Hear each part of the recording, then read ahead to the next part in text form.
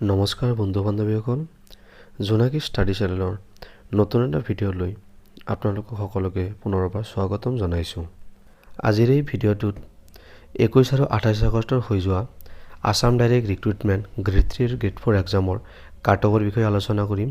যদি ভিডিঅ'টো ভাল লাগে ভিডিঅ'টো লাইক কৰিব, শ্বেয়াৰ কৰিব আৰু লগতে আমাৰ চেনেলটো ছাবস্ক্ৰাইব কৰিব। বলক ভিডিঅ'টো আৰম্ভ কৰোঁ। প্ৰথমতে কাটঅফ উলিয়াবলৈ আমি জানিব লাগিব টোটেল এপ্লিকেণ্ট আৰু টোটেল পোষ্ট কিমান আছিল।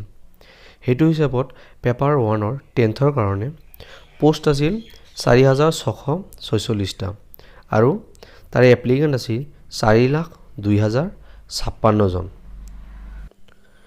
গতিকে ইয়াৰ ৰেচিঅ' আছিল এটা পোষ্টৰ কাৰণে 86 জন কেণ্ডিডেট এলিজিবল হ'ব। ঠিক সেইদৰে পেপাৰ 2 অৰ্থাৎ 4th গ্ৰেডৰ পেপাৰ 2ৰ ক্লাছ 8ৰ কাৰণে পোষ্ট আছিল 9,635টা। ইয়াৰে এপ্লিকেণ্ট আছিল 1,06,747টা। ইয়াৰে ৰেচিঅ' হৈছে এটা পোষ্টৰ কাৰণে 11 জন কেণ্ডিডেট। ঠিক আছে, এতিয়া আহিল পেপাৰ নম্বৰ 3 অৰ্থাৎ হাই ছেকেণ্ডেৰী লেভেলৰ। ইয়াতে পোষ্ট আছিল 9,690টা পোষ্ট আৰু ইয়াতে চবতকৈ এপ্লিকেণ্ট বেছি আছিল 5,04,083 জন। গতিকে ইয়াৰে ৰেচিঅ'টো আছিল যে এটা পোষ্টৰ কাৰণে 136টা কেণ্ডিডেট আছিল।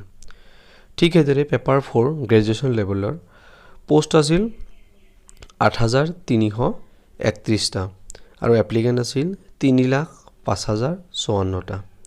গতিকে ইয়াৰ ৰেচিঅ' হ'ল যে এটা পোষ্টৰ কাৰণে 36 জন কেণ্ডিডেট এলিজিবল আছিল। গতিকে কিমান পোষ্ট আছে আৰু কিমান এপ্লিকেণ্ট আছে তাৰে ওপৰত ভিত্তি কৰি অৰ্থাৎ এইটো চাৰ্টৰ ওপৰত ভিত্তি কৰি আমি এটা আনুমানিক কাটঅফ বনাইছোঁ যে কিমান কাটঅফ মাৰ্ক পালি আপোনালোকে স্কিল টেষ্টৰ কাৰণে আপোনালোকক মাতিব। বলক সেইটো আমি চাওঁ। প্ৰথমে মেল অৰ্থাৎ পুৰুষৰ জেনেৰেল কাষ্টৰ 70ৰ পৰা 75% যাব পাৰে। EWS 65ৰ পৰা 70% যাব পাৰে। OBCৰ কাৰণে 60ৰ পৰা 70% যাব পাৰে। ST প্লেনৰ কাৰণে 50ৰ পৰা 60% যাব পাৰে। ST হিলছ আৰু SCৰ কাৰণে 50ৰ পৰা 55 যাব পাৰে। ঠিক সেইদৰে ফিমেলৰ কাৰণে জেনেৰেল কাষ্টৰ 65ৰ পৰা 70% যাব পাৰে। EWSৰ কাৰণে 62ৰ পৰা 68% যাব পাৰে। OBCৰ কাৰণে 60ৰ পৰা 65% যাব পাৰে। ST প্লেনৰ কাৰণে 50ৰ পৰা 55% যাব পাৰে। ST হিলছৰ কাৰণে আৰু SCৰ কাৰণে 45ৰ পৰা 50% যাব পাৰে।